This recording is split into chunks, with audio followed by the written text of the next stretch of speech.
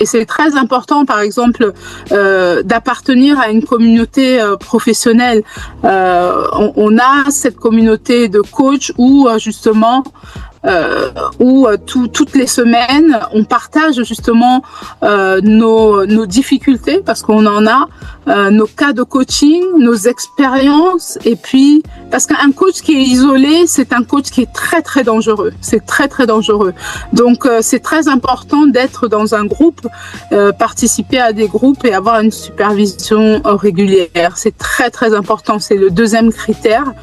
Et puis le troisième critère, c'est le critère de déontologie et de transparence. Donc un coach, vous devez avoir un contrat clair, le contrat vraiment avec des objectifs mesurables, une durée de coaching bien déterminée, des tarifs transparents, vous voyez. Donc la clarté protège vraiment la relation de coaching.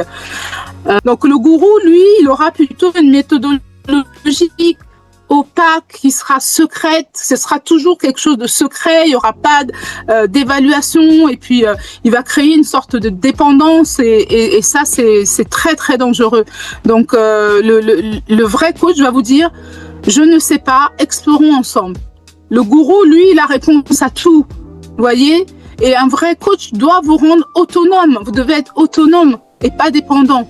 Voilà. Et puis le coach, vous devez pouvoir vérifier ses credentials, je sais pas comment on dit ça. Voilà, vous devez pouvoir vérifier tout cela. Donc voilà. Le recours régulier à la supervision par un père expérimenté pour questionner la pratique.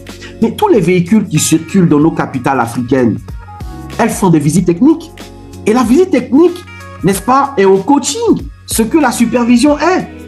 On ne peut pas coacher si on n'est pas supervisé. Parce que la dérive arrive tout de suite. Comment on sait qu'on est en train de bien faire? Comment on sait qu'on est encore dans les règles de bonne pratique? Comment on le sait? Au bout d'un certain moment, on peut être submergé. Même le coach peut être submergé par les émotions de ses coachés. Et ça se voit au niveau des résonances.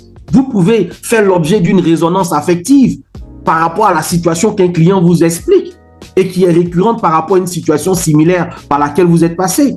Il y a des biais cognitifs qui parfois vous surprennent. Vous vous étonnez parfois à de la réviviscence par rapport à des situations que vous croyez avoir dépassées, et vous écoutez un client, tout ça remonte. Donc avoir de la supervision en tant que coach, ce n'est même pas un luxe, c'est une nécessité. Que le coach éthique est un guide qui éclaire le chemin, mais laisse le client marcher par lui-même sur ce chemin.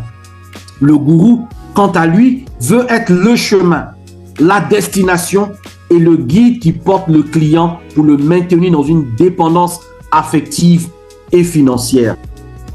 De l'autre côté, le coach gourou, il est autoproclamé. Après une lecture rapide d'une vidéo sur YouTube, après un stage d'une durée de 2 à 5 minutes, il est prêt à accompagner des personnes. Quel danger auquel nous exposons des vies humaines.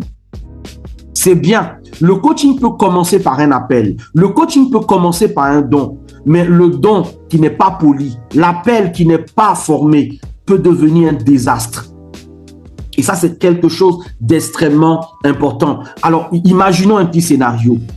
Quelqu'un qui se lève et qui dit: j'ai rêvé que je suis chirurgien orthopédiste ou je suis chirurgien, je sais pas moi, dentiste, et qui se permet de recevoir des personnes et de pratiquer des actes de chirurgie. Est-ce que vous imaginez les dégâts que cette personne est capable en fait de provoquer au sein des populations? C'est la même chose. Alors, n'allez pas demander à un gourou de se faire superviser. Il refuse toute remise en cause externe de sa pratique.